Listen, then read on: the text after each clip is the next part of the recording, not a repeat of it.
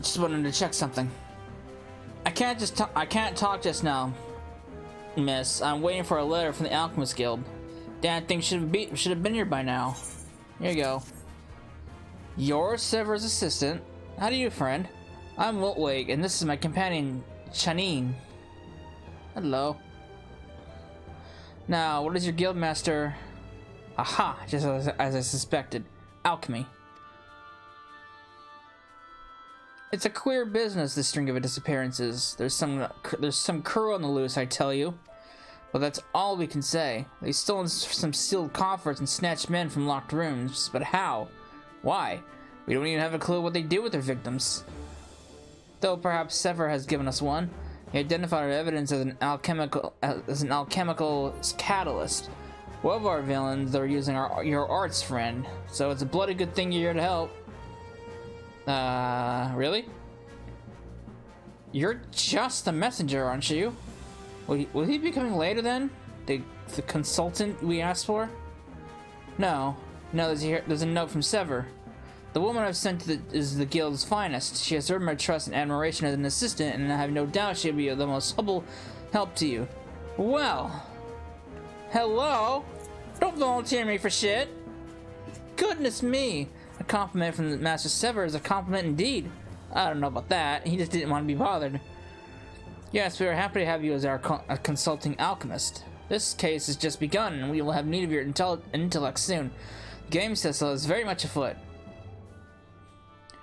Do I have a say in this? No? God damn it. Cecil, good. I've got a job for you. St. Coinox Fine was robbed not a few bells past. The thieves took several Algan artifacts, many recently excavated. A guard said one dropped this map of Mor Dhona during his escape, but it's covered in odd symbols. A coded message perhaps, or a cipher. Must learn its secrets. The owner of the Drowning Wench and Limsa can help. Have you heard of Baderon? He's the realm's foremost expert in ciphers, which is ironic if you know him. And I do believe he'll be able to read the symbols, and he'll need an alchemist to untangle their meaning. Godspeed, my friend. Oh my god. Alright.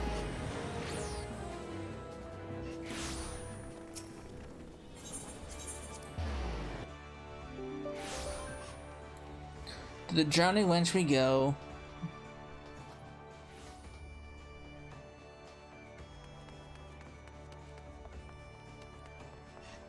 Hey guy.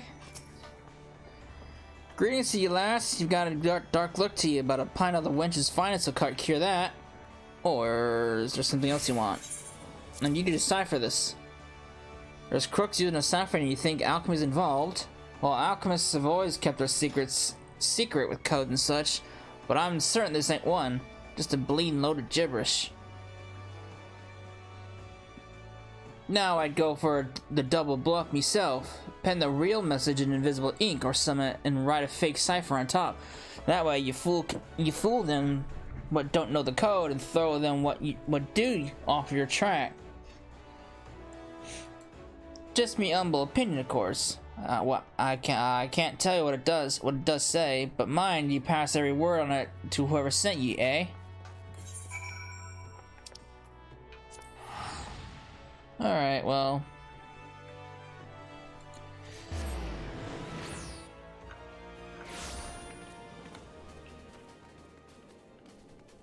Let's see.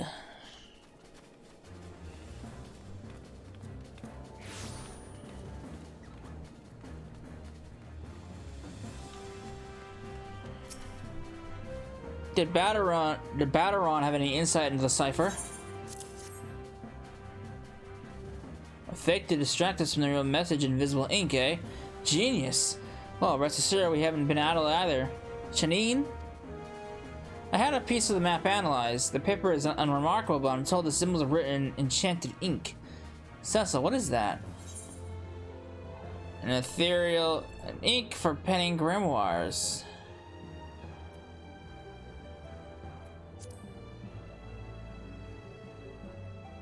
Ah, you mean for tracing geometries? And would I be incorrect in thinking that the more conducive to ether said ink is, the greater the magic can channel?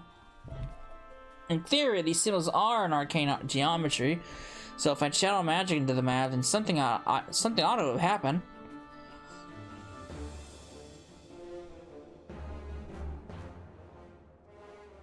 Nothing.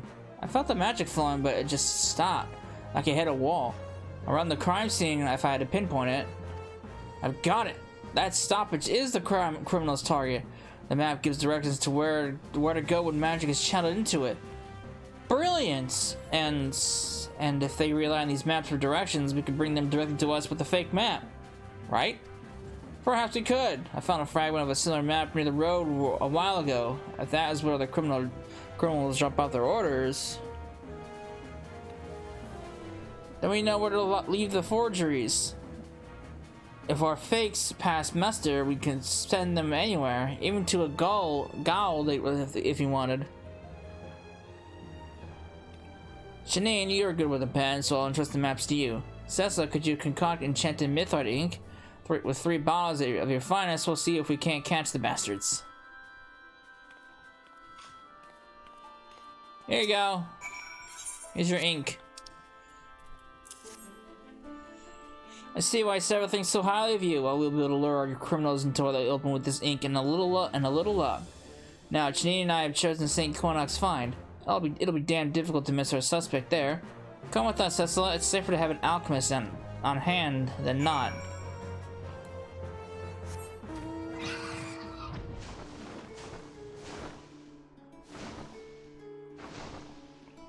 What do you expect me to do? I don't know what you expect of me.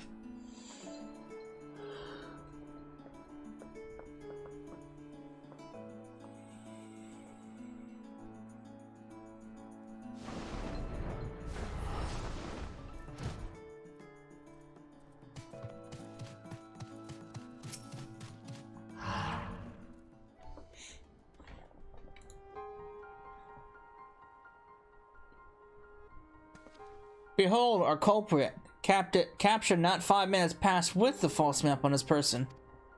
But it's strange, he's not said a living word, and not even his own defense. Come on, lad, speak up! Can't you hear me? Just what luck, he's in stupor, struck dumb by something, or silenced somehow. Well, wait, are you suggesting you got it wrong? That this boy is in fact a victim, robbed of his mind by a spell or a potion or something? That is my suspicion, yes, though it's purely conjecture that his identity. Just by looking at him, I'd say he's from the Near East. As in the birthplace of alchemy? That can't be a coincidence. Now, hello, who's that fellow?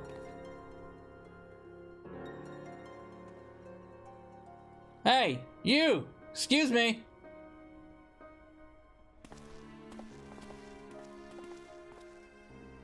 How rude! Judging by his garb, he was Near Eastern as well. But why ignore us? Yeah, another mystery, but at least we got a lead. This land is at the center of this, be he culprit or victim. The Adventurers Guild can keep him in protective custody. Whatever put him in this state is dangerous, and those who wield his power doubly so. I've little doubt we'll need your expertise again soon, Cecila.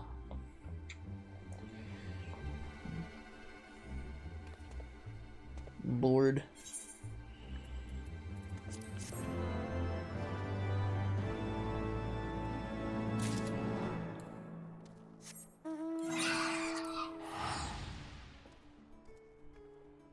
Alright. Let's zoom on back here.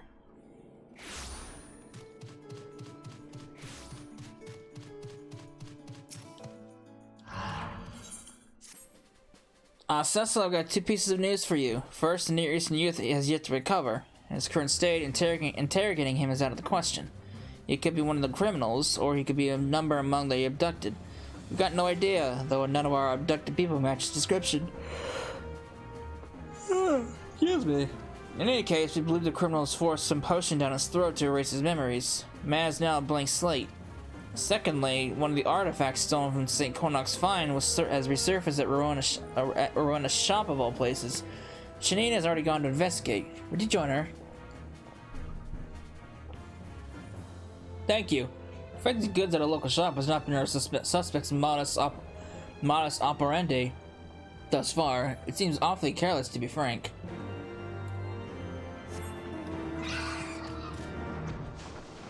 Maybe it's a deliberate move to throw you off.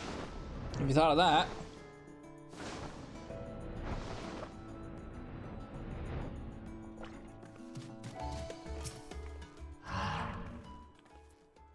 You're caught up? Good. The only question is Allegan, though I can't say I've gotten to examine the evidence properly yet. Oh, of course I'll help your investigation. I've got a duty too, seeing as it was me who sold the stolen goods. The fact remains that it cost me dear, and I'm not in practice of losing money. Ain't asking for guild mine, but what do you say to a little quid pro quo?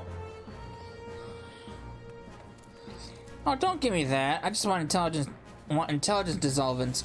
Even 3 bottles of your finest won't take long, if that's what I've heard of you is true. That's my price. Take it or leave it. Here you go. Take it. Take it and be done with it. Huh, you got my thanks. Here, the stolen Allegan Crozier. Bought it for nothing off some lad. I may have come out a fair bit richer for our dealings, so I'll describe him for you. You dealt with him yourself? Tell me everything you remember.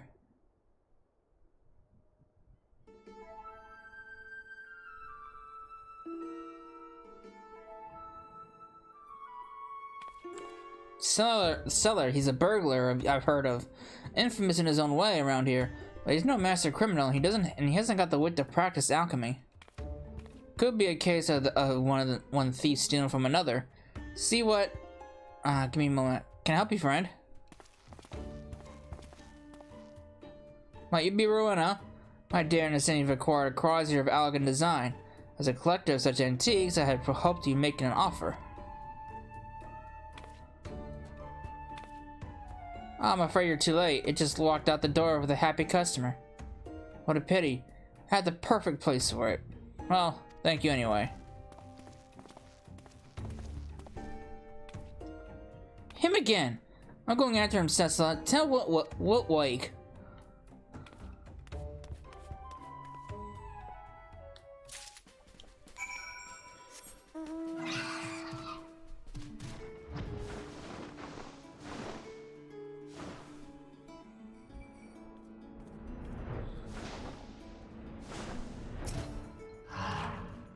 What? She's pursuing that suspicious character on her own?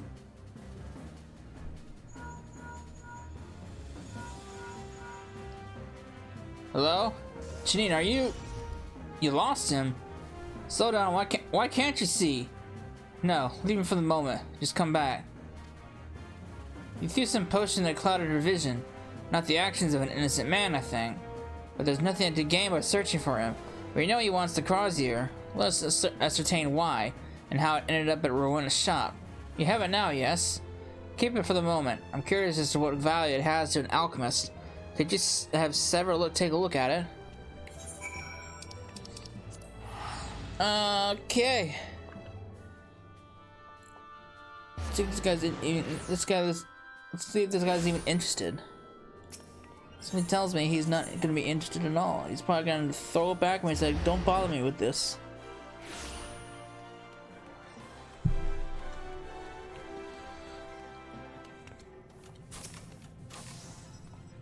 What the? Cecila? Confounded, I was sending you to Wiltwig so I could avoid his blasted investigation. The plan won't make you go away any faster.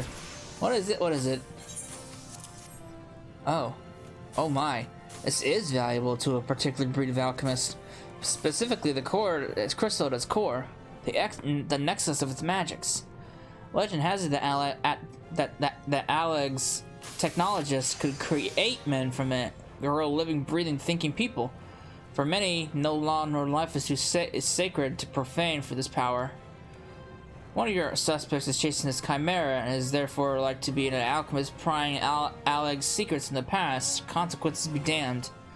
Mind you, understanding life's mysteries is the goal of alchemy, but turning to crime, kidnapping people in the night, Well, for me, I will pursue my studies less clumsily. Well, thanks for your input.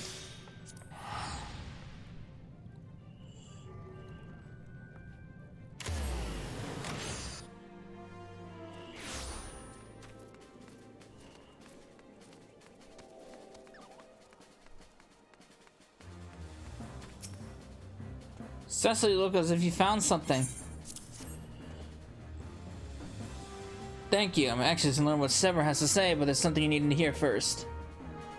I caught the burglar. He found the crozier by accident in a cavern near the lake. He thought it was some grave robber's forgotten stash. In fact, he found our culprit's hideout. We rushed to capture him, but the scene would not have been amiss in the hells. Blood splashed from floor to roof, blades of severing and slicing, and all jagged from use. Worst was the table, the restraints tested by victims struggling to escape. I fear none did, and our abducted victims are dead. No cup purse or thief did this. But why? Why would anyone experiment on living men? But did Severin say anything to shed light on this, Cecilla? Must have been a very grisly scene. Create life? 12 save me, this is indeed a power men would kill for. This gives us a profile. One of our criminals is an alchemist, willing to do anything to further his research. Mor Dhona offers all he needs: algan ruins, anonymity, and a steady stream of victims. This means he's still lurking about. We must capture this mad alchemist, lest we go on to find yet more blood on a different cave wall.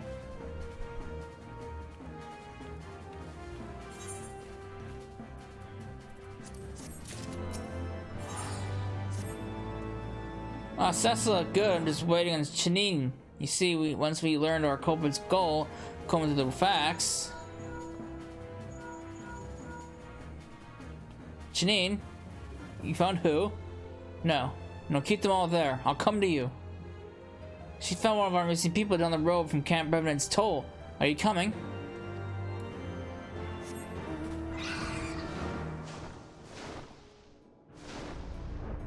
Alright, let's go find out what's going on.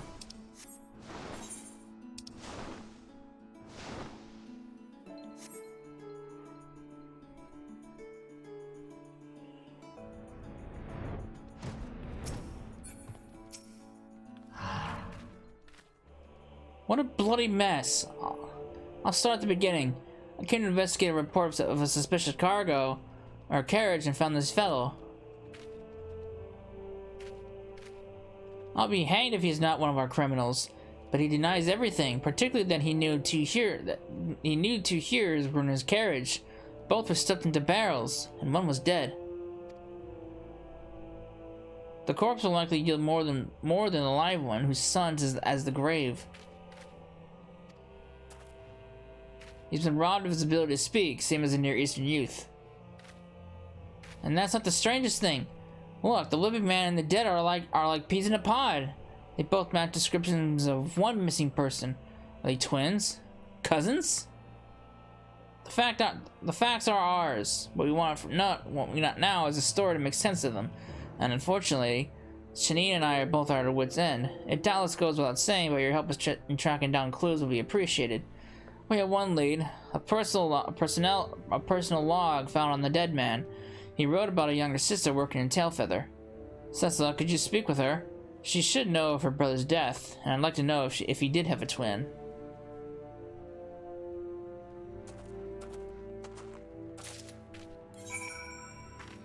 Okay. You continue interrogating him.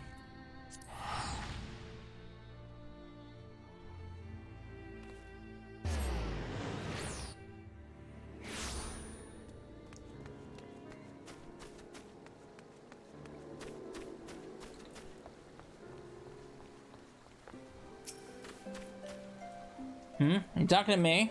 What's this about then? Dead, is he? This is his log, but I don't know who done for him. All I can say is he's got what was coming. I cut all ties with him years back. No, he didn't have any other siblings. I've got no idea who it was you found him with, but the realm don't need more than one of the bastard. Keep the sodden journal. I'd only burn it. Well, that was not the reaction I was expecting.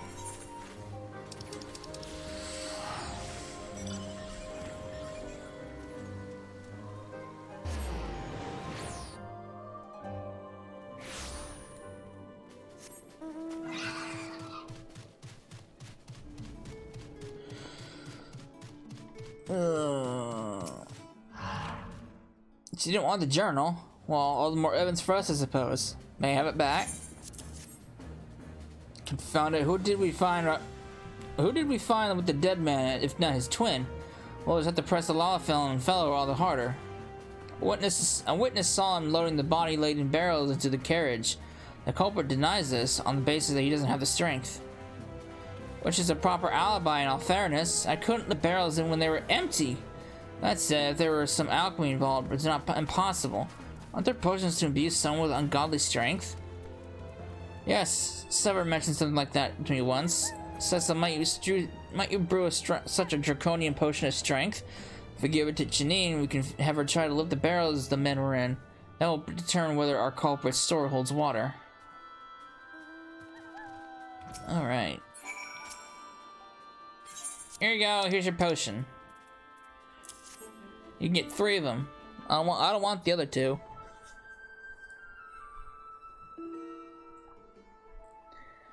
Now the question is whether a lava can, under the influence of a draconian potion of strength, lift the barrel with a here inside.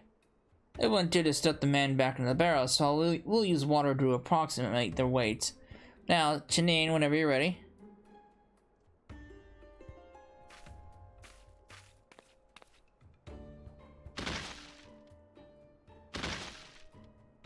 Sounds like you could. Yep. Ha! I did it! I lifted them! This is amazing stuff, Zesla. Can I have some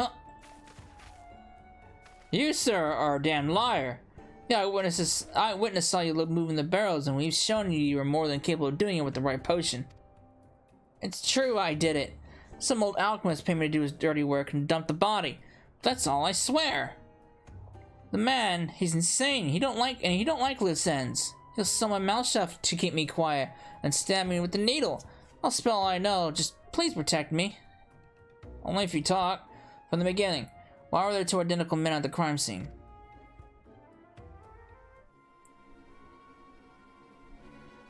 That's how he made them. See, with alchemy magics, he's snatching folks from their homes because he needs them to practice. Clones, I think he called them. Called the copies. Aye, clones. That's it, I swear. Now, you'll keep your word. The bit about stabbing me with the needle, that wasn't no jest. He's got no compunction with killing. Please, please, please. Clones? One of the 7 hells? Oh, yes, consider yourself protected. Janine? Chanae? Not Janine. It's Chanae. Yeah, it's Janine. I can scarcely believe my ears, Sessa, but even if half of what the scoundrel told us is true, then there is a catastrophe in the brewing. We must put a stop to this. Well, what do you want me to do about it? I'm an alchemist.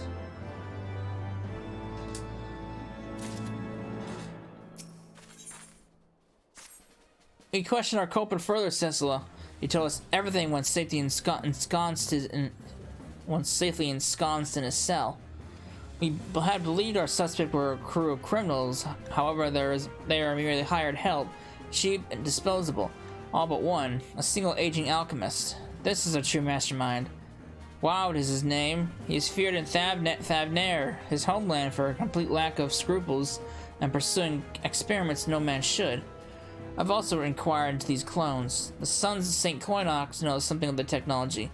Chanaine has gone to their camp to learn more. Would you join her there?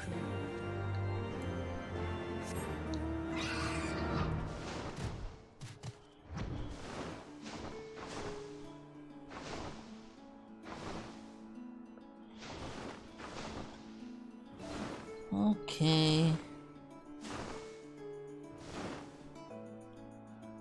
Janine.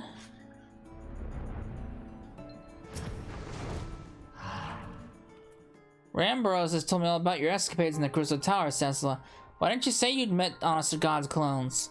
Well, according to him, clones are empty vessels for the most part, soulless and unthinking. So what if WoW transferred his own spirit into a clone, again and again? Eternal life could be his. That's his motive. It explains everything. Everything. He stole the relics to dissect allied technology, and he stole the people from their beds to test it. The mute hero we found is one such copy.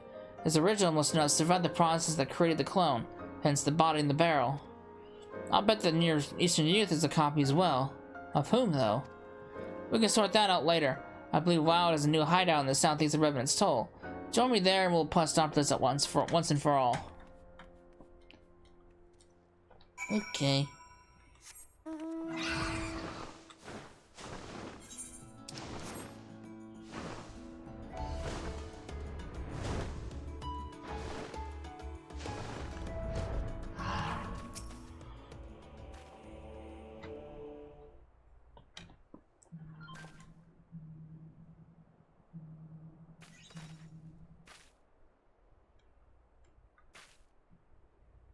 Ready?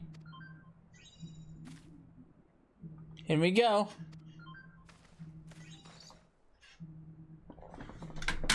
What the hell's going on?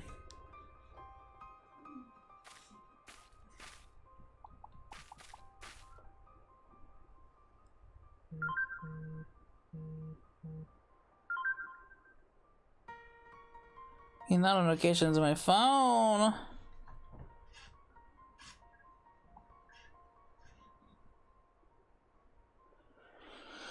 We got him! Ha! The case is closed. But is it, my dear? Is it really?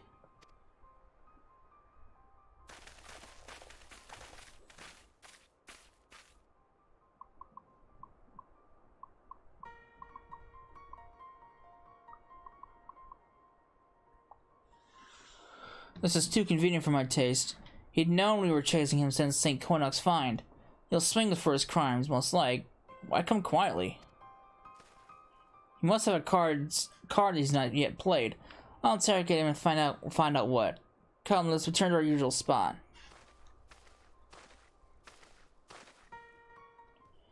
That was too easy. That was way too easy.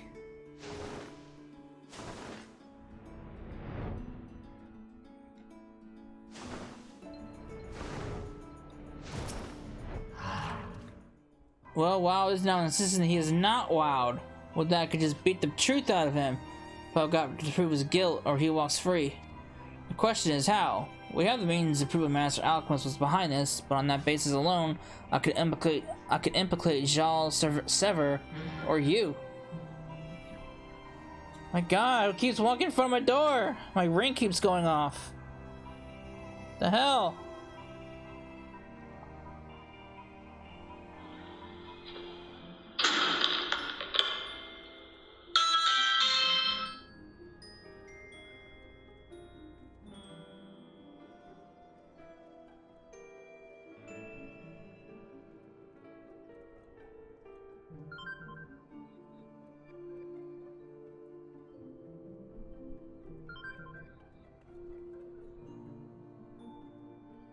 It's some democratic chick. I don't care. I don't care. I'm just gonna answer the door. Turn not home.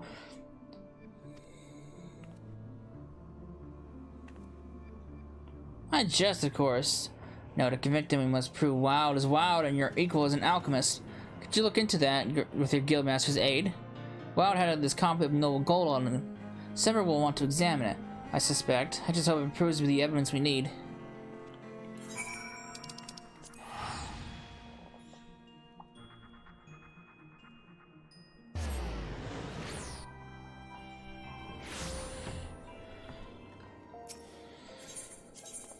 Alchemist Guild.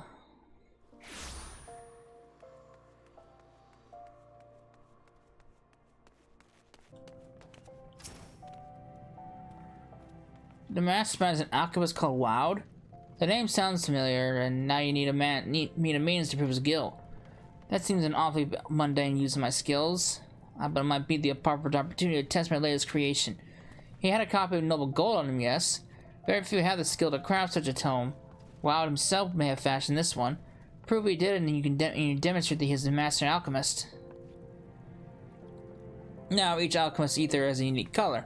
When drawing geometries with enchanted ink, this hue is passed to the pages of a grimoire.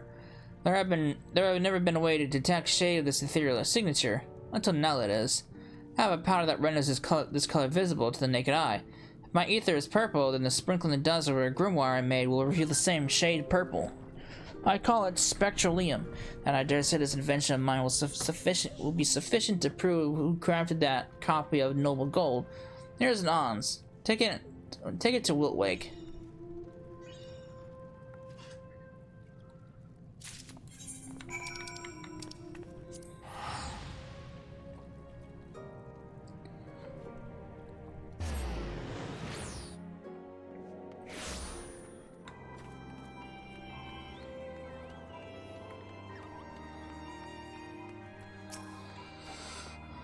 A powder that reveals the color of ether? Sever is something else, no matter his quirks. May I have a look? Marvelous! We'll need more than dust, but we'll need more than dust. We must have a copy of Noble Gold crafted by another's hand to show the color of Wilde's version is unique. No doubt you can see where I'm going with this. For the sake of the child, could you create a copy of the grimoire? I did. Here you go. All ready to go for you, buddy.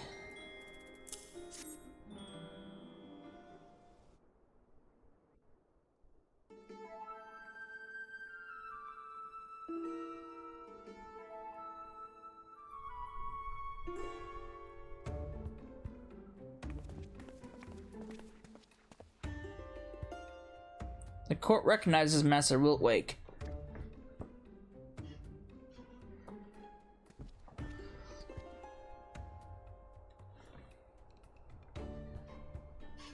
I like how this is taking place in the bar. In conclusion, Wilde kidnapped honest people and experimented on them. And why? To prolong his own life. The proof of his lies with these clones, soulless puppets he created. The man is guilty beyond all doubt. Damning evidence, Master Wiltwake, but only if the accused is Wilde and an alchemist. He currently denies both.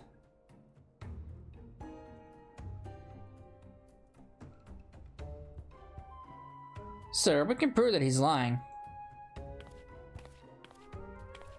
This grimoire was found on Wilde, and the master of an alchemist guild has stated that only the most skilled of alchemists could create such a tome. Ah, I see.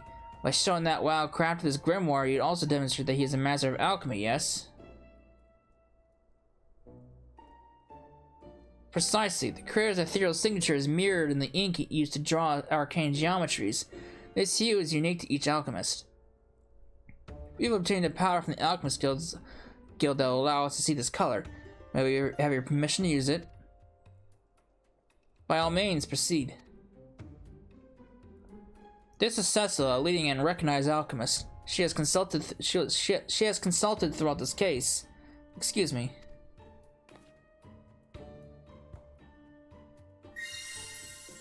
There. As you can see, the color of her ether is blue. Now allow me to demonstrate on the grimoire that Cecil made.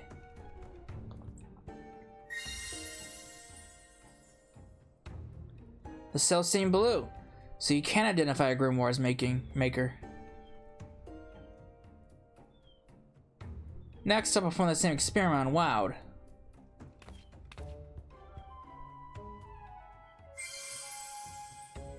Crimson. Now, what are the grimoire you found on them?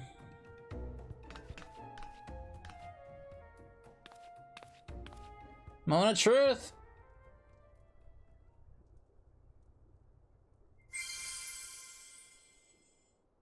Crimson! That clinches it. You, sir, are Wilde. What say you in your defense?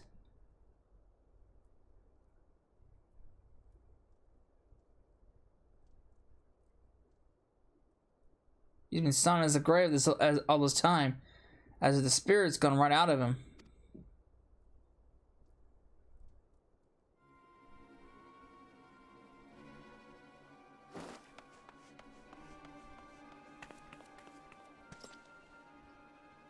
That's the real Wilde.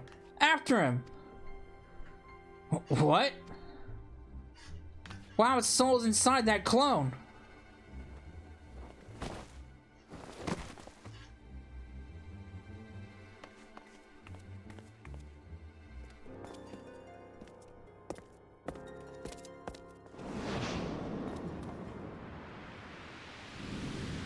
The guy got eagle. What got frickin'? Is he sitting on him? Got drop kicked. Well, so you were sitting. We're sitting pretty, thanks to you.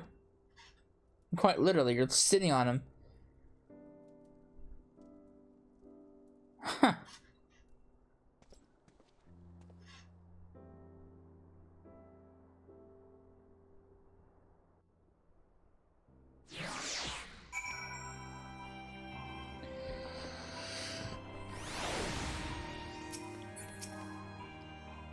The Near Eastern youth was Wild's clone. Who'd have thought it?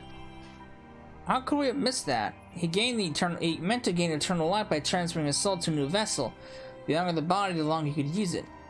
Very true. I have a suspicion that Wild allowed us to apprehend his copy and guaranteed escape route if ever he were captured. Rest assured, he will pay for his crimes.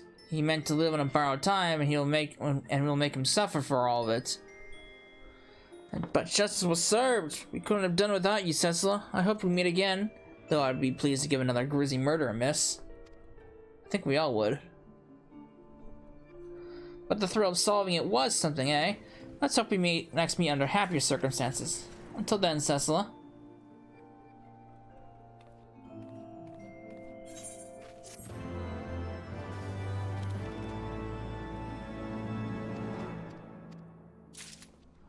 Oh boy.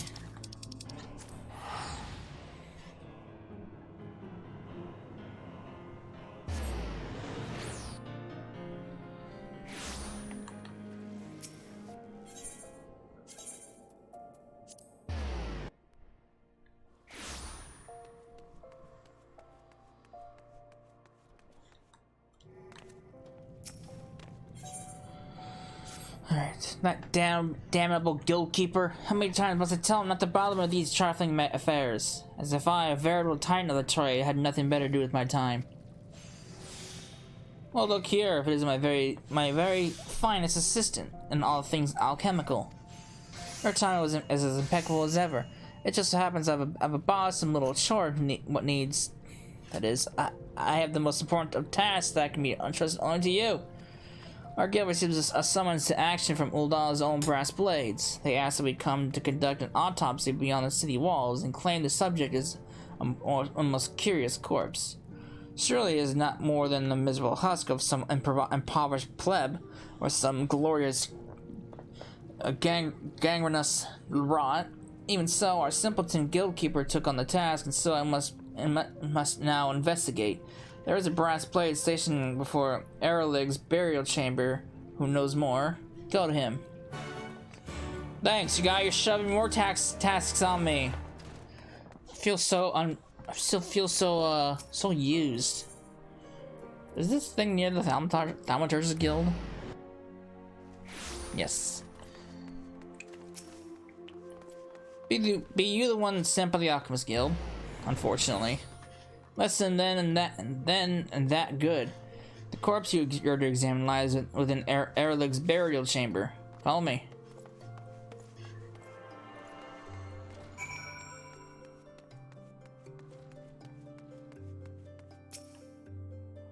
This here is what we called on the Alchemist for. There is a coffin for you and a body within it. We need to know for good and all whether it's dead or not. You don't even know if it's dead. You may think it queer we need your help with such a thing, but mark my word, when looking in that coffin, you'll think it no more. Well, let's find out.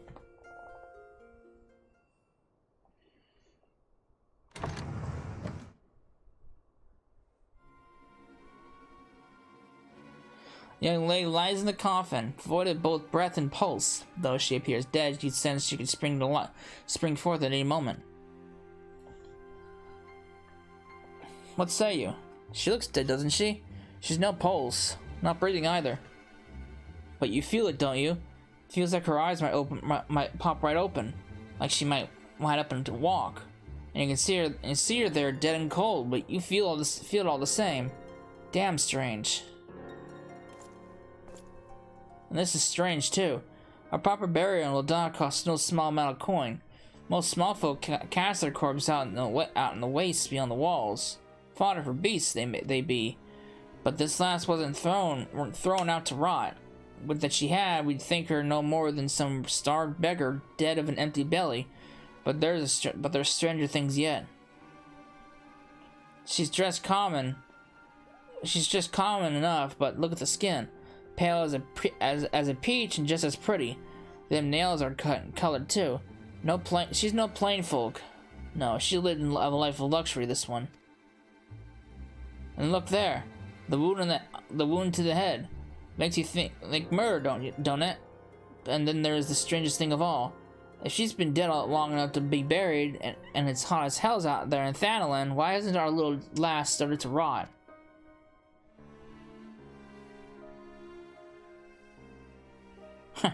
Looks like you're just as baffled as we are. Do this then. Go back and talk to that Sever. If he's got any wisdom to give, bring it back to me.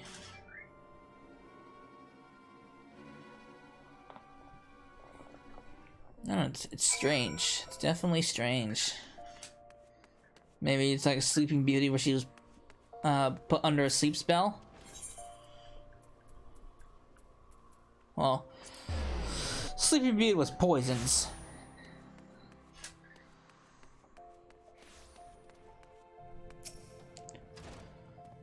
How did you fare? Was there anything of interest or import in the deed asked of us? No decomposition and an intangible sense of lingering life. Well, I dare say I assumed a request from the brass plates to prove equal parts tiresome and trivial, but I confess my interest is quite piqued. So be it. I shall go and examine these remains myself. In the interim, you may do as you with yourself whatever you see fit to pass the time. But might I suggest you spend some hours at your alchemical studies? 'Tis a long and winding road to the greatness of Sever. Whatever, guy. Whatever. There you are, my dutiful pupil. I've been to the burial ground and examined that coffin of which you spoke. And yes, I wholeheartedly agree with you.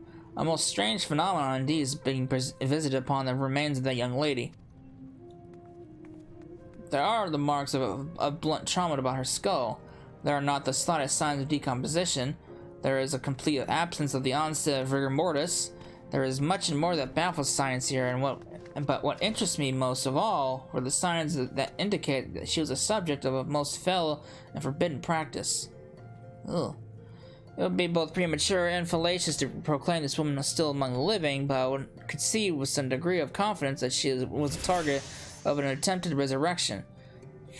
Never would I have thought so others are so inclined as myself to toy with the taboo.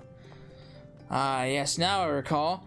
I once heard a tale of a great thaumaturge of the order of Nalthal who was rumored to have dabbled in magic sinister and sable, magic that sought to undo the natural law. I wonder, could those rumors allude to this same attempted resurrection we are seeing? Hear me now, my ever-capable assistant. You must travel to the Thaumaturge's guild and there speak with a priest by the name of Yaya Roku. Just have it from his mouth and his alone whether the truth there may be to these rumors. I have the most sneaking suspicions they may be inextricably linked to our curious corpse.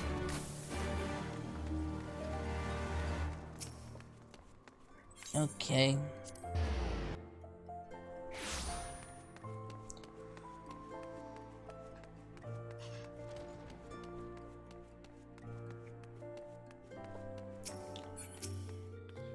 Hello there. Have you come to offer prayers to Nalthal? Perhaps you wish to give alms to our order? No. A great thaumaturge once in our ranks. One who dabbled in the taboo, you say? By taboo, I gather you're referring to the art of resurrection, are you not? I'm afraid it is as you say. Those arts are taboo. They are forbidden to be practiced by the hands of mere man. But yes, now that you mention this, I do recall one such thaumaturge. He was with us for some time ago and was obsessed with discovering the very origins of the life. His zeal was unmatched and drove him to explore those dark arts when the answers he sought could not be found elsewhere. But for the life of me, I cannot remember his name. You must forgive me, my memory is not what it once was. Perhaps some alchemical potion or potable would serve to clear the cobwebs from my aging mind. I must warn you, however, I have no palate for bitter things, but fear not. I wager several of the Alchemist Guild will know best how to mix an intellectuary agreeable with a sweet-toothed Lalafell such as myself. Oh boy.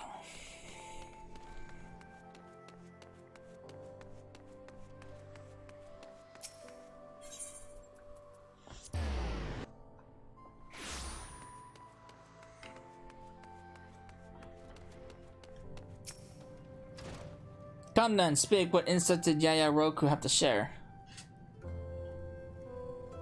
He asked for medicine in exchange for his knowledge. Very well, then we will have exactly what he desires.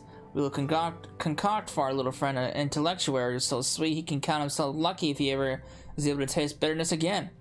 Surely a sweet intellectuary will prove no difficult task for one of your alchemical abilities.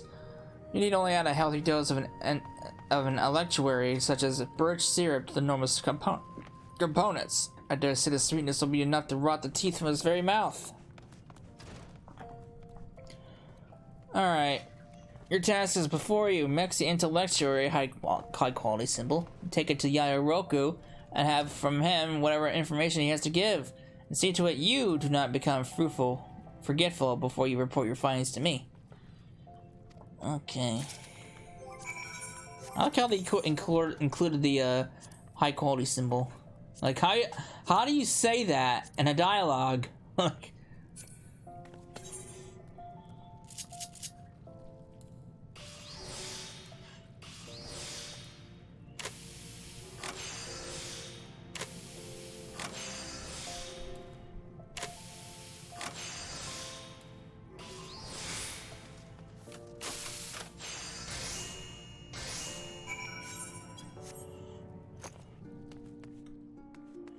alright. Let's go up this guy's... Let's go fix this guy's, long-term memory loss.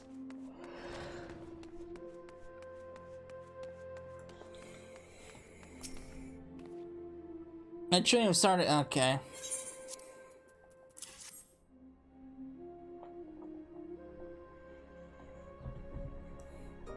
Is this the intellectual you prepared?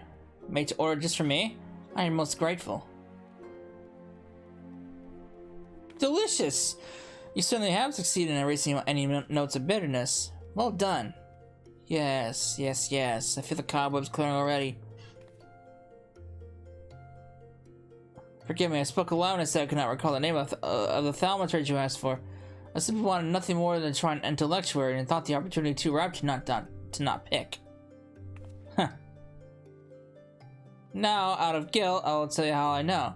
The man of whom you speak of is none other than our former guildmaster, Mumuepo. Before the calamity, he poured himself into the studies of life's origins, and his appetite for knowledge was voracious and insatiable. I have heard rumors myself that he came to be in possession of an enchanted item called Heartstrike, a blade fabled to house the power to bring the dead back to life.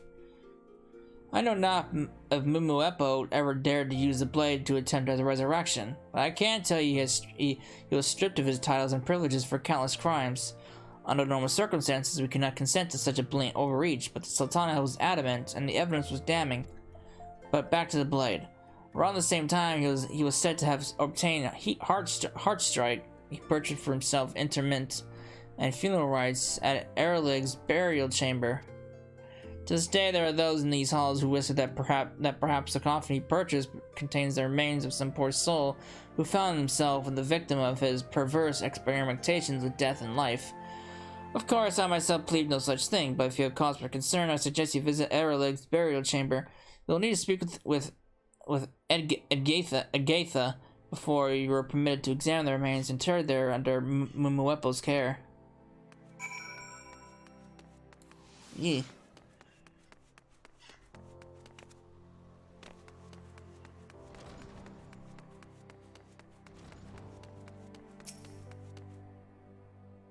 You wish to examine the coffin in the charge of Mumuepo, and do you have his consent to do so?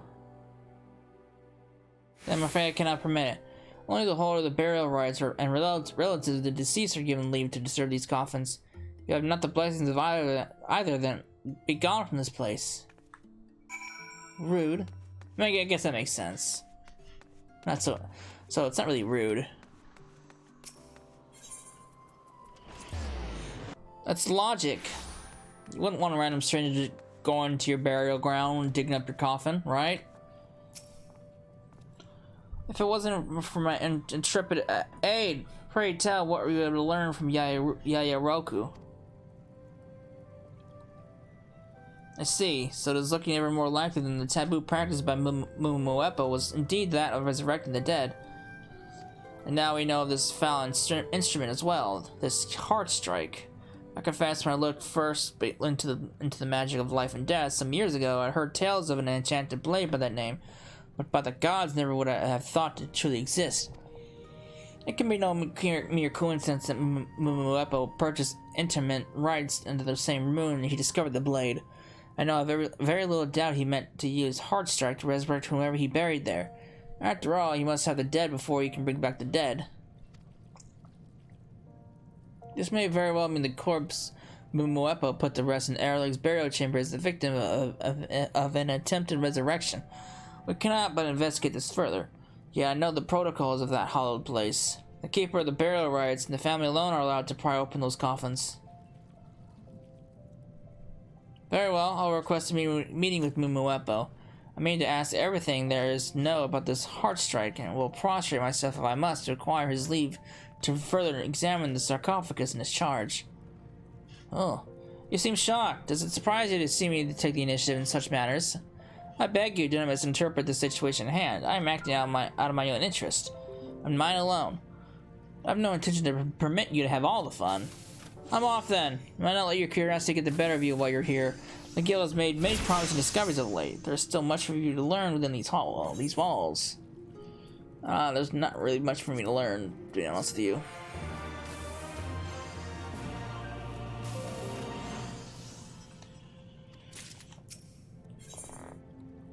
Alright.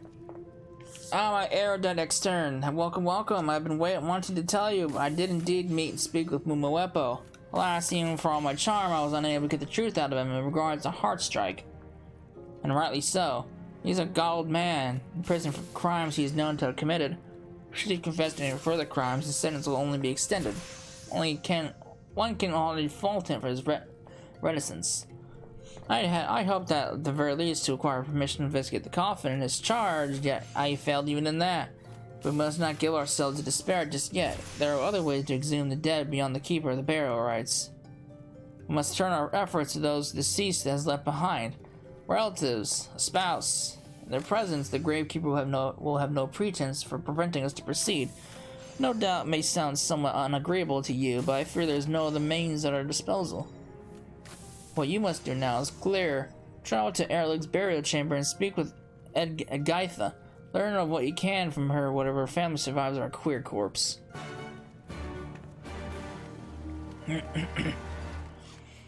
What makes you think she's gonna tell me?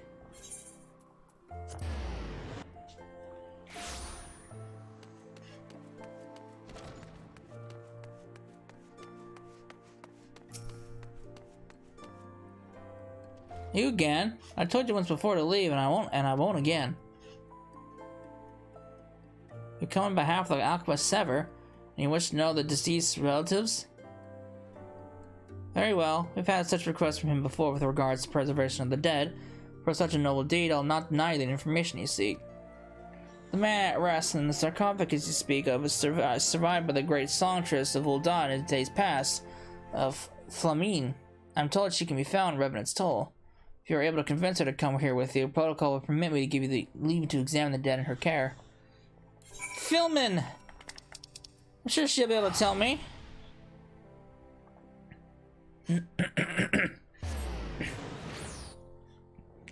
She can vouch for me, right?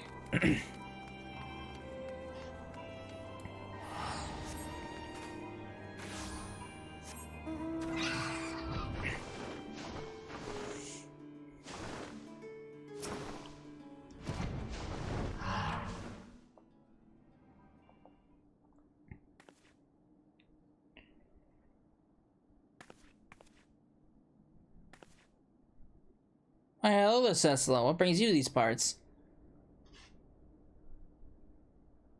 Erling's burial chamber. You wish to know the body interred there in my charge? What could you possibly mean to do with such knowledge? The body at rest there is someone very special to me. If this is simply a matter of satisfying your curiosity, I'm afraid I must refuse.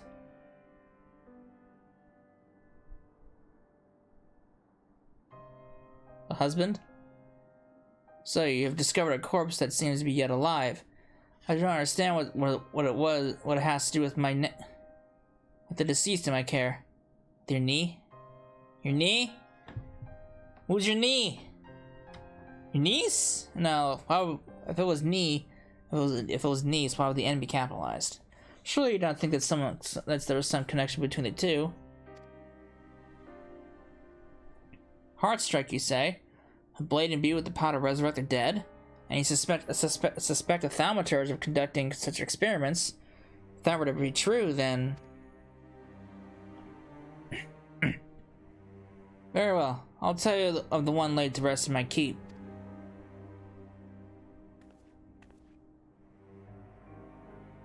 It's my love, my dearest Niall. He was murdered just before the coming of the calamity. But there is more. Once dead, it was as if time itself stopped, as if the natural laws were suspended just for him. His body does not deteriorate. Even now he appears as the day he died. The grief of losing my Niall was more than I could bear. I surrendered myself to the belief that some strange affliction had taken him, but that someday he might awaken from it and return to me. Without that to carry me, I myself could not have survived. But as I spent my days raising Asilia, I slowly came to live with the realization that he was dead, and that never would he return to me. And now the belief I cling to is that his soul is at peace at Thal's side. Even so, I searched tirelessly for some way to make sense of what has happened to my Niall, but I have found nothing to lead me to an answer. You say you found a body of a young lady whose remains exhibit the same strangeness as my love's, and that this blade, this heart strike, may well be responsible for it. That is what you're thinking, is it not? Yes, then I will help you where I can. Let's find this heart strike together. But I'm reminded of what transpired the last time you and I worked together in such a way. Perhaps, yes, I know just who to call upon this. I don't remember what happened last time, to be honest with you.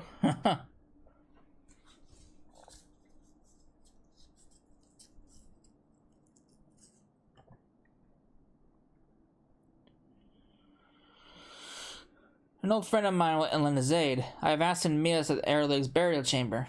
Will you come? I should very much like to introduce you to my Niall. Okay. Didn't she have like a quest line or something, or did I already complete it?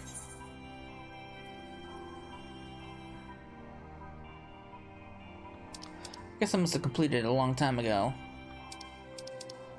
Alright. Ulda!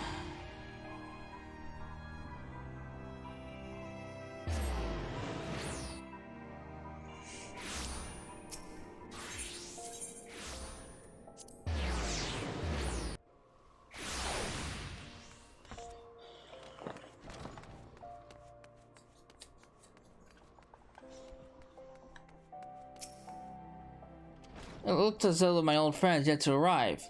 Come, let us meet Niall while we wait. It's time to open his coffin.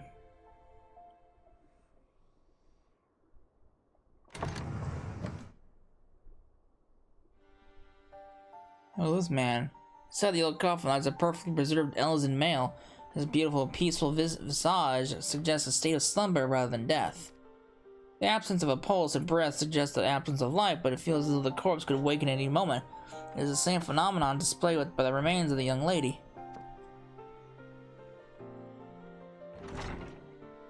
Well, I did not expect to be called here of all places. It's been a long time, Lumming. Well, hello, guy. Look at you. Indeed it has. I wonder, should I still call you the Bronze Bull? Don't start with that. It's Gren Fair, just like it always was. Gren Fair is an old friend to both Niall and myself. I know this adventurer, the one who forged me a sword. You have my thanks for that still. I cherish it to this day. Tell me then, what are we here for? Cecil is with us, Gren Fair, and she's here to help. To save Niall.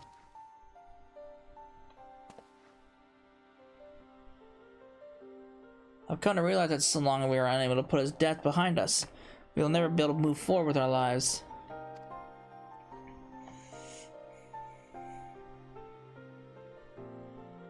There were choices I made with Niall Fresnay when Niall Fresnay was killed. I chose not to dwell on his death. I chose to leave my friends and make myself scarce. Ever since, I haven't been able to live with myself. So if there's all I can do now, I'll do it. Let's give him and ourselves peace. Thank you, Gren Fair. Your words will bring me great comfort. Then I now turn to you, Cecil.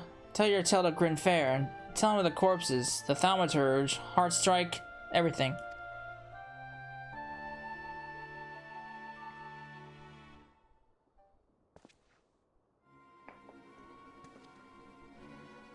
Another corpse that doesn't rot?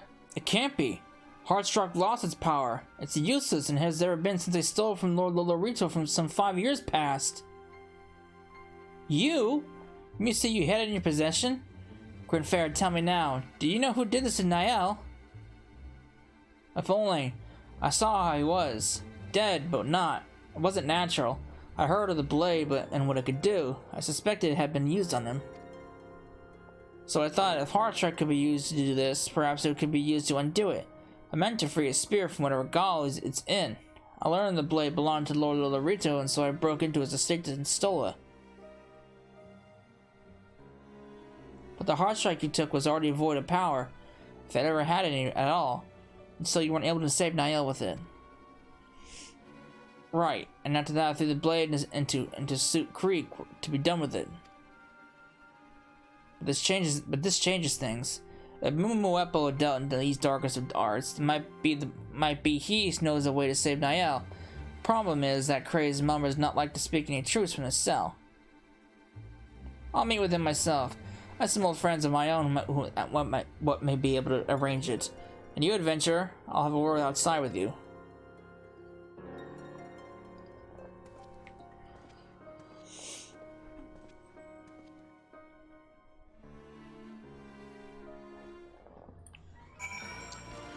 God damn, this is a long quest line. Holy shit. We haven't done the item turn-in for this bit yet.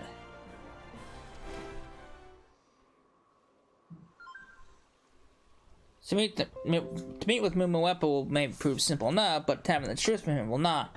This is where I have to ask your aid. I need you to speak with Alchemist Sever. Find out what tonics or potions he can muster to loose the lips of our Lalafell. I mean to present it under the guise of good intentions. Forgive me. This is the way, but I do not wish to speak of it to Philmine. Now go, and may the gods go with you.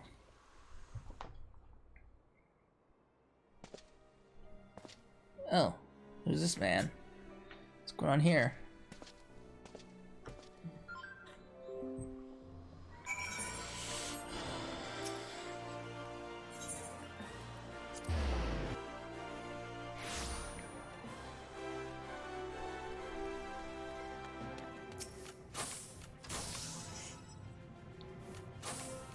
So the remains of the famed goldsmith Niall Fresnay suffered the same twisted fate as that of our young lady, and you believe the blade Heartstrike to be the common thread that weaves this tapestry together. Most intriguing. Now Gren Fair asks for a gift for Mumuepo, does he? A concoction to turn the Lalafell's tongue to talking. Such deviousness. I dare say I like the way our Gren Fair thinks. As it just so happens, I was considering a similar tactic myself. Indeed, I have already begun preparation with the ingredients needed, yet a dilemma lies before us. Namely this: Mumuepo is not fool enough to simply imbibe some unknown tonic presented to him by a random caller. But as can be expected, I have the solution. It has come to my knowledge that Mumuepo has an unslackable thirst for Muntoi juice, and it just so happens that exposing said juice to the fermentation process twice over yields a natural truth serum. One of our unsuspecting lawfellows like to quaff heartily and without heed. Here then, take these reagents, but mind your hand. They may appear to be no more than mere juice ingredients, but within them lies the potential of great chemical catastrophe. Oh boy. Why do you tarry here? Grinfair waits the twice fermented Muntoi juice in Erleg's barrier chamber yet, does he not? She's doing it all haste. Okay. Whatever.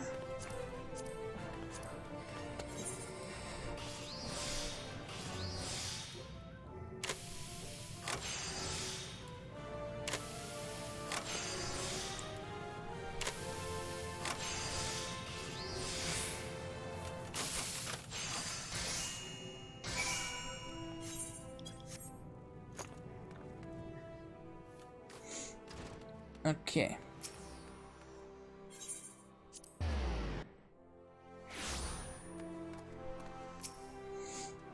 We're gonna mix it. Okay, here you go.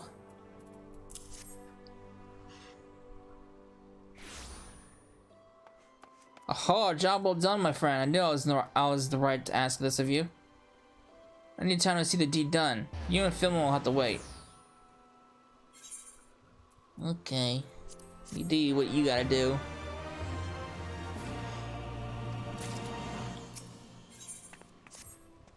Sorry for the wait, friend. Thanks to your little gift, I heard what I needed from Mumuepo. I'll tell all as soon as some old friends might arrive.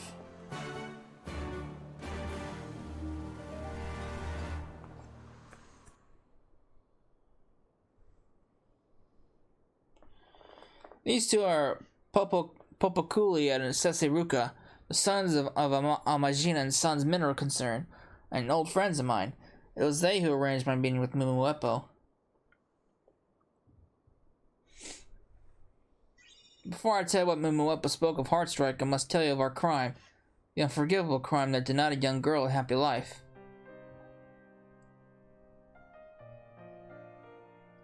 It was 15 years past. Well, the years of Ul'dah were weak in the face of the Garlean threat, and so Niall Fresne and we had a rebellion in our hearts. Naya.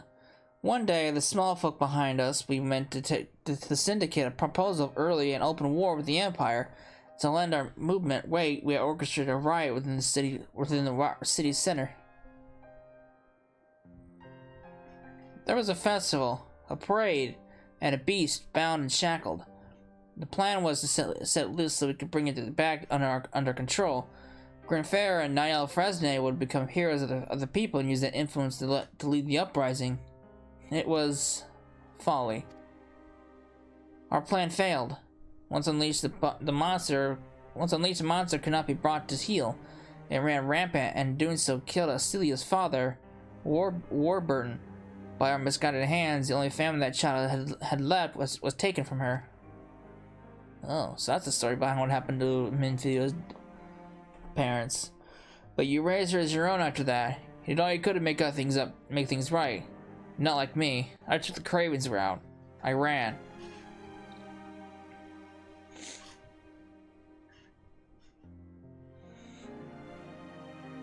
No matter what good may come of the rest of my days, I'll never undo that day. I must live with it, and I will. I'll carry that burden for me, and for Niall Fresne. This wrong was ours and ours alone. We'll not ask or expect you to understand.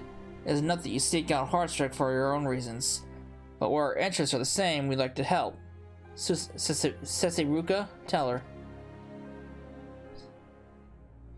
As a Garlean spy loyal to the Alchemy resistance, Warburton learned of a threat to Ul'dah far more menacing than the Empire. Looking back, we can only assume it was Dalamet and what it contained. Never did we imagine such a horror. We thought only to use the idea of a threat to stir the people to rebellion, and to drive them to favor war with the Empire.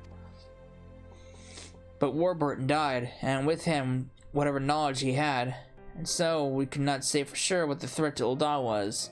And so, Niall Fresne would not relent.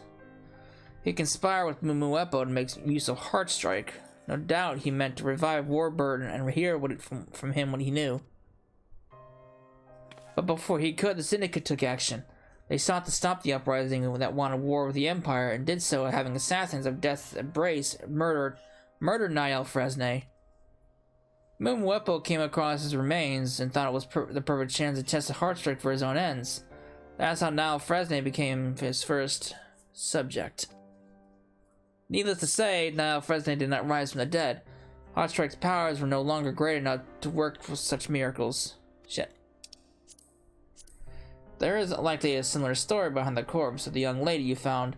After Mumuepo incurred the wrath of the Sultana and was dismissed from the Order of Nalthal and imprisoned, Heartstrike was returned to its original keeper, Lord Lolorito. It was then I stole into Lord Lolorito's estate and made off with Heartstrike. But as we said, its powers had already waned. So I swear by the gods I threw the bloody thing into Suit Creek. They'd be done with it. If someone else did use it on this girl, they must have fished it up from there. Beyond any magical powers, Heartstrike is worth a pretty gill simply as an ornamental blade. A true measure. Perhaps someone found it at the creek bottom, sold it at a market, and from there it found its way to some criminal hand. If there's any clues to be had, they'll be at the market. We'll do well to ask the city shopkeeps what they know, but I can't ask them all on my own. Will you aid me in this, friend? Sure. Then I'm in your debt. Come, let us talk of who is to visit what shops once we are outside the burial chamber.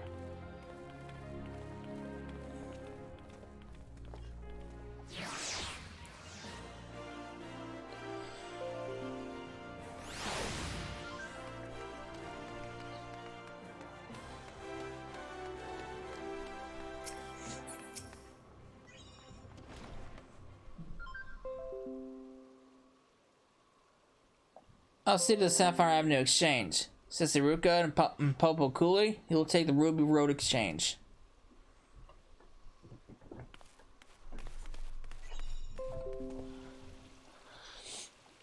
As for you, friend, pay a visit to Ashtame's Aesthetics. It's owned by Lord Lolorito, after all. Someone there may know something of the path that's taken since it's left its hands.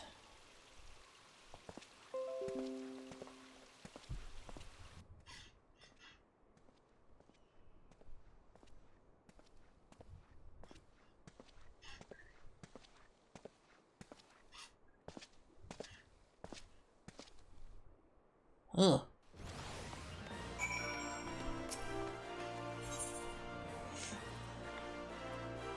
That's not where I wanted to go.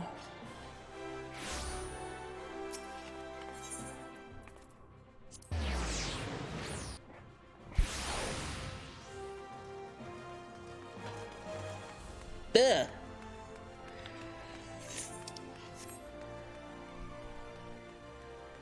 Hey, Marcel. Why, the stars of isn't the good Cecil. Whatever brings you to us today? Heartstrike? Now that is a name I have not heard in many a moon. But I can assure you that never in the past has Heartstrike the prize of a thief. Although I do recall... Yes, I was once sought after by some burgling ne'er-do-well or another. Unbeknownst to him or her, however, the blade they made off was a fake commission from a talented adventurer. The true Heartstrike had since lost whatever magical powers it may have had. Once the word of that spread, its price in the market plummeted to little more than a counterfeit itself. It is for that reason the decision was made to sell it to the merchant Anselbert. Yet even so, our dear Niall Fresnay is still held tight in the grip of its curse. To think, one of our very own, and one of Ashame's very finest. Oh, my poor Niall Fresnay. Cecil, are you there? Please, you must come to Frondale's Fonstery right away. Something dire has happened at Grain Fair. Oh my, looks like as though you have something else to be. Please take your leave of me. If there's aught you ever need, please do not hesitate to ask.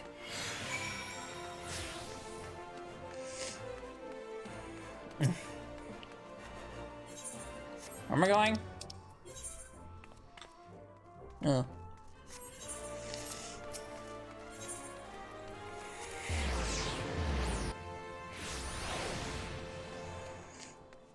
What happened here? It's terrible says that Grandfair was attacked and stabbed. I'm told that his wounds are grievous. Oh. And it would appear he wounded his assailant in turn. We have no idea who it was, but we have a blood trail leaving the scene of the crime. We would simply follow the blood trail straight to the attacker, but it has been wiped clean in places, quite deliberately. You're an alchemist, are you not? You must ask your guild's great Sever what he would do. But what alchemy can we follow a blood trail that is no more? We'll wait for you at the side of Grandfair's assault. It lies on the road to Pearl Lane in the Gold Court. Bring us what we need.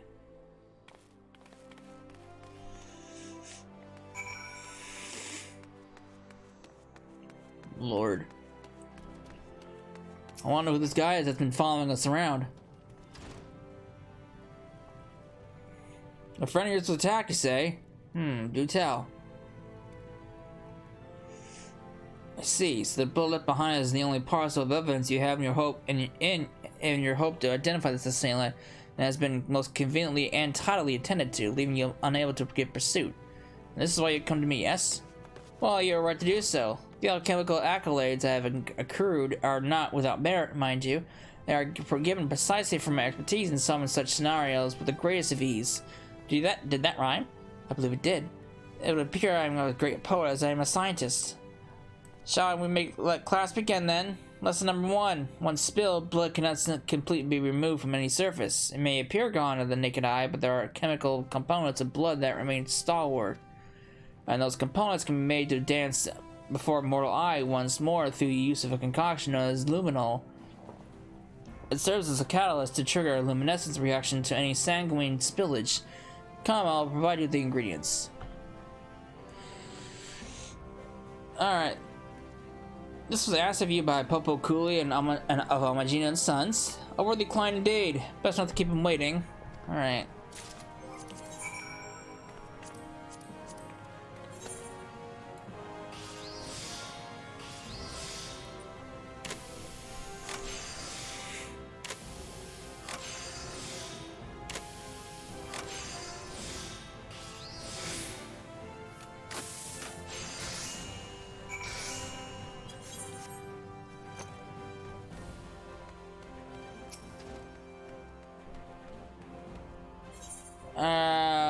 Okay, the Gold Court. I have no idea where I'm going. Guess I'm going to the Guess I'm going here.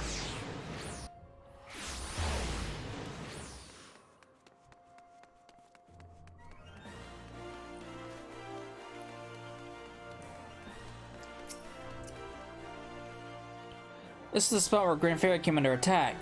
Oh, I can't wait to catch whoever did this. Okay, here you go. Don't get too excited. You brought what we asked for, then let's waste no more time. Look there! Where the blood trail was wiped away, it glows, and it leads toward the Sapphire Avenue exchange. The chase is on.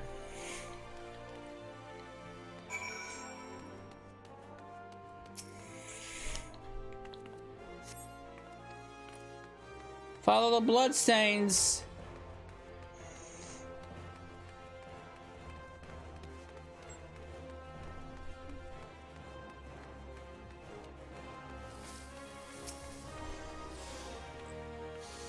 We've got a lead, Cecil. This merchant claims to have seen an unsavory fellow with an open wound. Indeed, I did. He had blood flowing from a gash on his hand. I told him to make for the pharmacy for treatment, but he simply purchased a salve for his wound and made off toward the gate of Thal. Then let us follow. Come, Cecil, with you and your liquid magic, we'll sniff this cur out wherever he goes.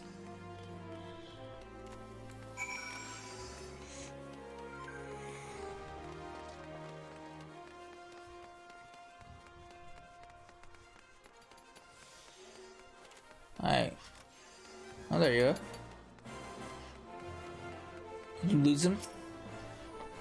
There you are, Cecil. Thanks to that brew of yours, I think we found our attacker's den. Looks like it's this leaded warehouse. I spoke with the master here. He says this warehouse is led by a merchant named Ansabert. Is that name known to you? It is, actually. What? It's the same merchant as the merchant who purchased Heartstruck from Estame's Aesthetics. A calling Mink Brandfair was attacked to interfere with us investigating these corpses. Oh, now I'm getting angry. Thanks to this mongrel running, we were able to grab him by the tail. Now all that remains is to trap him. Sesaruka, take word to the brass blades. I'll stay posted here to make sure nobody slips by. Consider it done. You, Cecil, get some rest. We could be in for a battle of attrition here, and if our quarry stays in this hole. What am I gonna do? I'm an alchemist.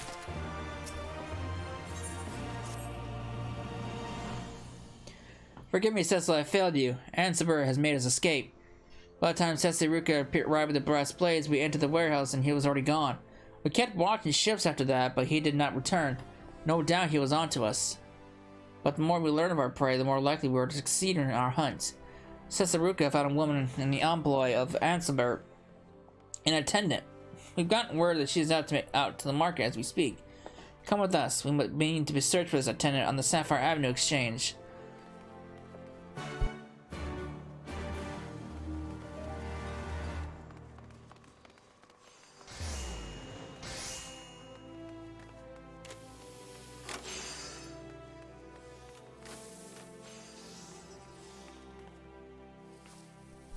Hello, lady. Yes, that's correct. I'm the employee of the merchant Ansibert. May I inquire as to what business this is about? We have reason to believe your master is involved in a murder. Tell us, have you noticed anything strange about him or his estate of late? Master Ansibert? Well, now that you mention it, there was a young lady who began to work as attendant around the same time as myself. But one day, with not aware of any sort, she simply up and vanished. I never saw her come to work again after that.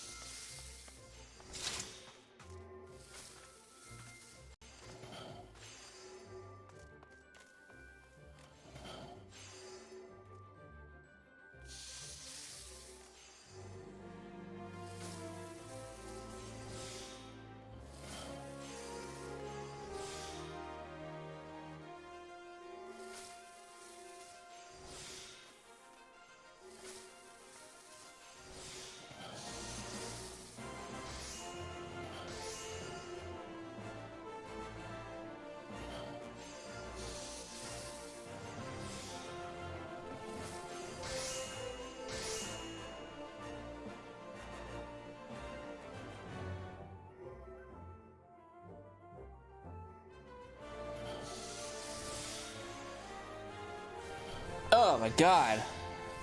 You ever get that feeling in the back of your throat where you're just like swallowing iron? Or something?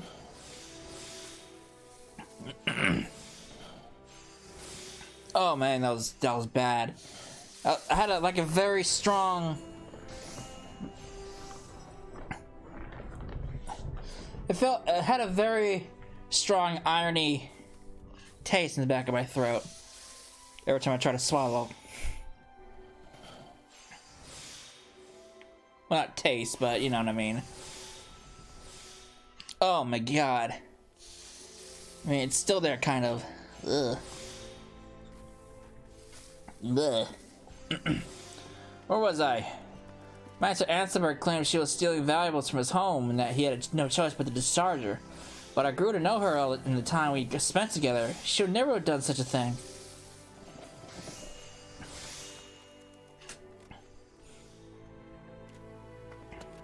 I came to hear a rumor not long after, but people say that Master Anselberg only hires his attendants women of humble means, and I confess at times I find his gazes quite discomforting. It's alright, you're safe now, but I must ask, will you come with us to Eralig's burial chamber? There's something we need to know, and only you can tell us who. If it will in some way help you learn what happened to that girl, then yes, I'll follow wherever you ask.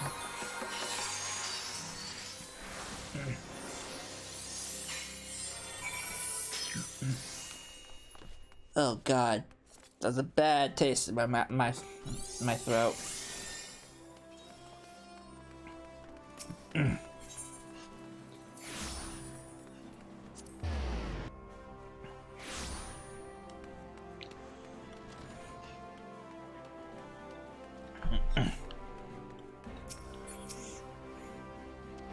Yes, it is her. The girl at rest in that coffin is the same that worked beside me at Anselberg's estate. I know now, as I suspected then, that his accusations of her theory were lies. He did this to her. We must capture Anselberg before he harms anyone else. I'm sorry, I know this is not an easy time, but I must ask, where is he now? I know that some dealings with a new clan he had taken him to Revenant's Toll. Then let us make for Revenant's Toll. The hunt is on again.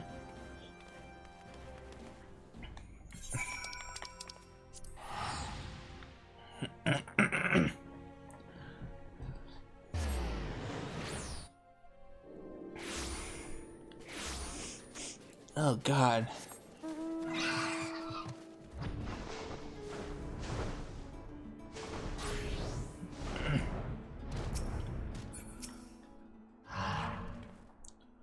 He'll come before long. We can only wait. Make ready to show Anselberg the vengeance of the dead.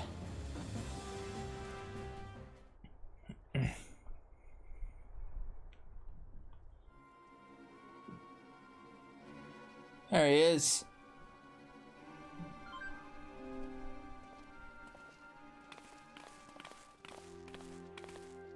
Who the hell's a you lot? We're here to ask about the corpse of a young lady known to have been in your employ. One of your lady attendants. I know nothing of such things and resent the implication. I have no business with you, and you none with me. We know you attacked our friend as well. The evidence all points to you. Confess now, and the penalty you'll pay will only grow if you don't. I told you I know nothing of such things. I urge you to relent in this. A merchant such as myself has means of dealing with such harassment.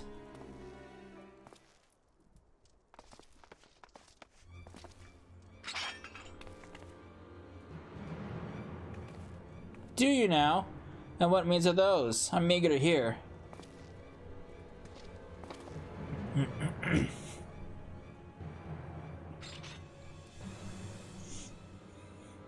You? Impossible! You were stabbed through your very heart. Grenfair, you're well again. And what sort of war do you take me for? I spent years cheating death by sword and spell. Do you think some common blade in an alley would be the end of me?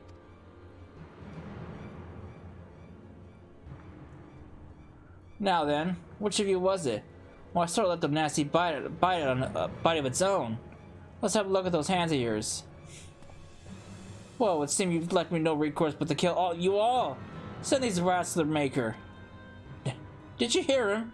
That's Grin Fair, the Bronze Bull. He's a bleeding legend in the Coliseum, up there with the likes of the Hellfire Phoenix. You're not paying us enough for this, merchant. If you have a fight with the Bronze Bull, then that fight is yours alone.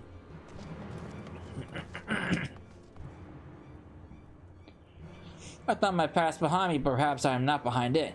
No matter. What say then, Ansebert? Are you prepared to confess for your crimes? The girl. It was her fault. She forgot her station. The debt she owed me for checking her in. She had no right to refuse me. In the end, I forced myself upon her, but to no avail. She swore that she would tell all of Ul'dah of my improper proprieties, that she would tarnish my reputation, ruin me. I could not abide that, so I silenced her. We're not here to judge you for your crimes. That task will fall to others. We are here for Heartstrike. You still have it, yes? Surrender it.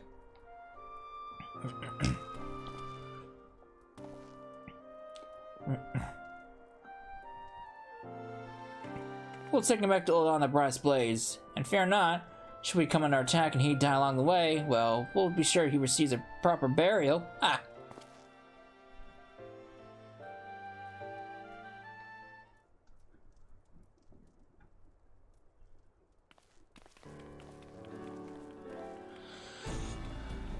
So this is the true Heartstrike. And the blade still was nothing more than a fake. Now we must find a way to release now Fresnay from the curse that binds him. We should show it to Sever. There are rumors he's dabbled in raising the dead before. Perhaps he knows something we do not.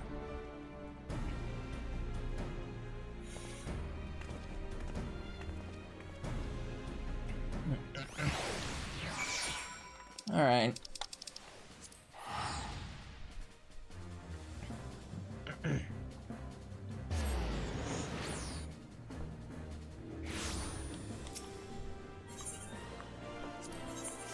Is that where we wanted to go? No! God damn it, controller.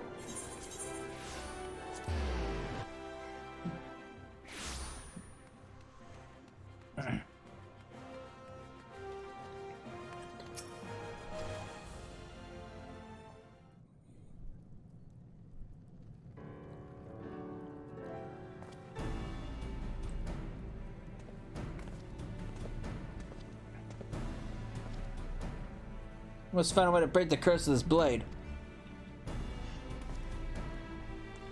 Whoa, what a most pleasant surprise. I heard a horde approaching and thought I'd be inconvenienced by some daft clientele. Ah, how this is a rare treat indeed. Heartstrike, I presume.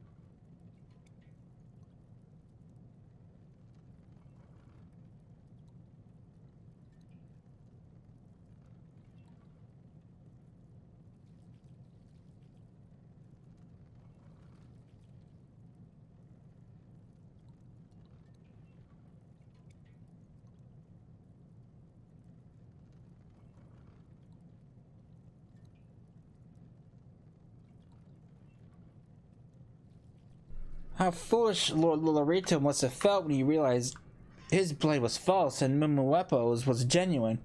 And now I too see it for what it truly is. Heartstrike is not and never was with a blade with the glorious power to turn death to life. It is and ever was a blade with the hellish power to turn death to undeath. It is in all ways a tool of the most detestable of those who practice the dark arts. When the bright blade punctures the flesh of the dead, the magic is contained within this jewel. Here are commands to action the deathly forces that grip a corpse. Yet, behold the other side, there is no such jewel embedded here. I had hazarded it was dislodged at some point, and the exchange of hands and violent stabbing this weapon has seen over the years. Without the other stone, there is not enough power to fully render death to undeath. By that grace alone do now Fresnay and the young girl continue to lie in their perfectly preserved state. Had both stones remained, they would have risen as monsters, not as they were known in life, and not truly living. With the power it was still to be able to muster, Heartstrike will simply fetter their spirits to their bodies. That in turn explains wondrously why their flesh is never set to rot, nor now or at any point hence the undoing of Heartstrike's magic will serve to unbind their spirits. Then and only then will they be free to return to peace to the ethereal realm. How?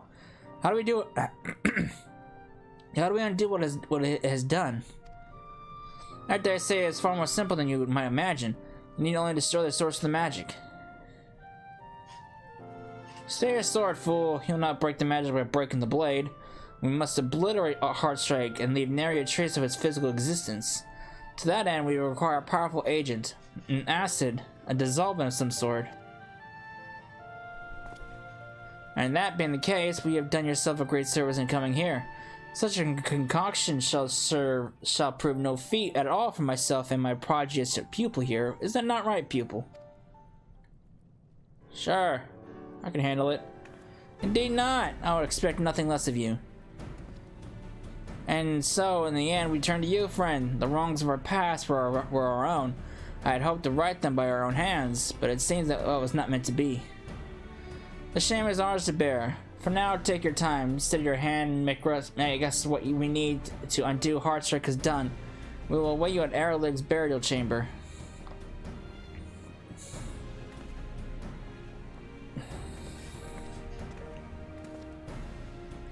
Look at how far you've come. Without me realizing it, you've grown quite the dependable assistant.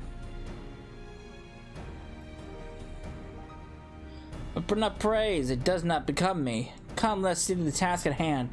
We are in need of a solution that will dissolve this accursed blade.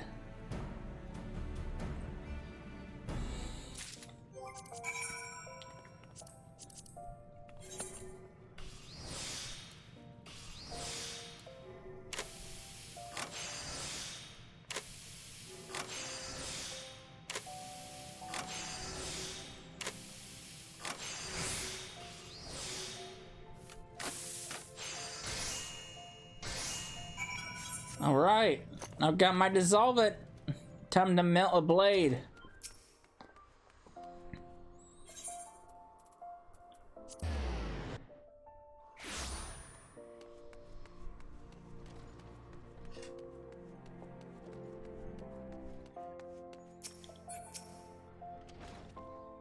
How did you fare, friend? Is the mixture made?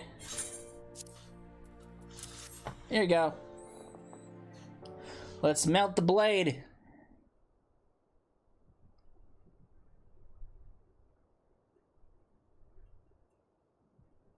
Let's put this to the test then.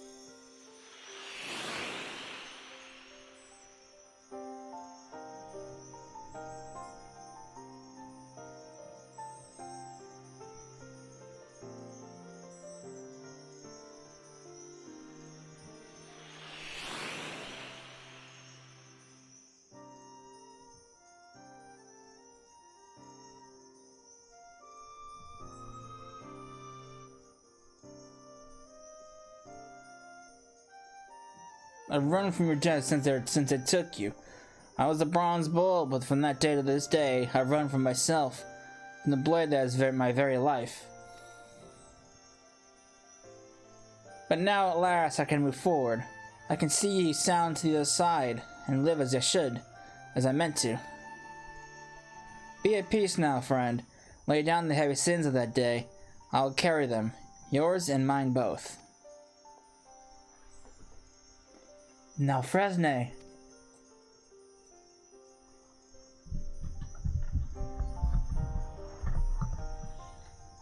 Niall!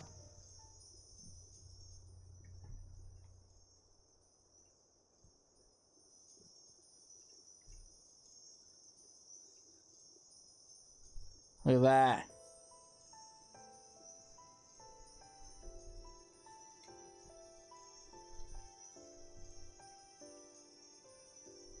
This is it then. The end. The very end. Never will I forget you or our time together. The days I spent in your arms, in your love. Never.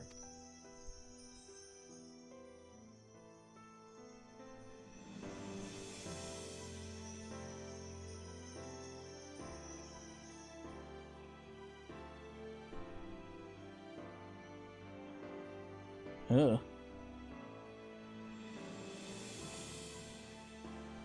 Who's this guy?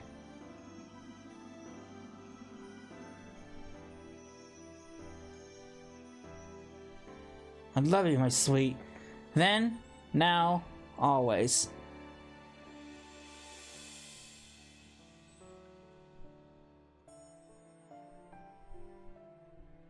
Farewell, my darling Niall. My man can finally get some rest.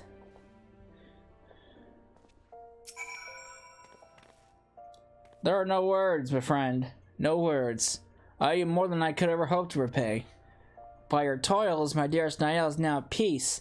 I know not what to say, but this. Thank you. 1,000 times thank you. Now, Fresne. Chin up, Sesaruka. This is an end, but not the end. There is still a path for each of us that we must walk. You're right. But there are those who we lean upon, just as we have to get here. Your mentor Sever has one such soul. Please do tell him I'm grateful for all he has done.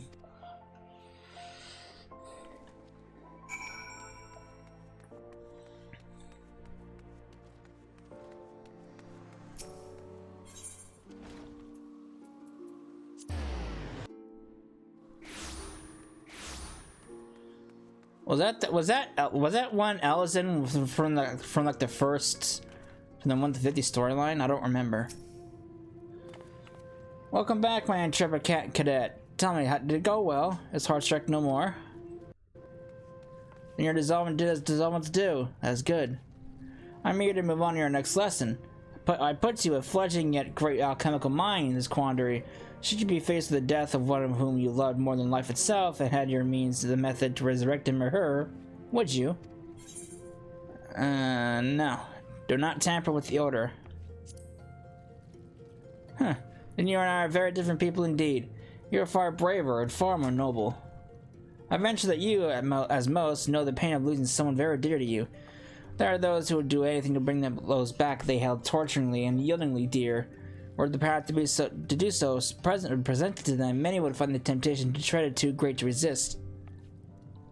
And I dare say I must count myself among their number. I did what I could undo the death of my beloved, yet in the end, her breast never swelled with the breath of life again. We were able to say our farewells, however, and for that I consider myself blessed. In the face of such loss, we can do naught but confront our own weakness and carry on with our lives. That act itself is an essential pillar of this miracle we call life.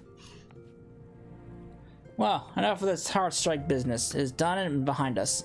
And while we busied ourselves with it, many chores have amassed to the Faunistry.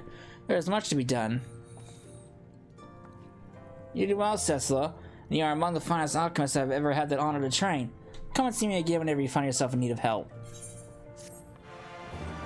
So you can shirk off more of your duties onto me? That's probably why you want me to come back. Oh man, but oh well, that is the end of the levels 50 through 70 job quests for Alchemist. We're coming down to the wire. We got one more crafter to go and all the crafters will be done. Good lord. Oh fuck. So, I hope you enjoyed it, and I will see you in the next part. Later.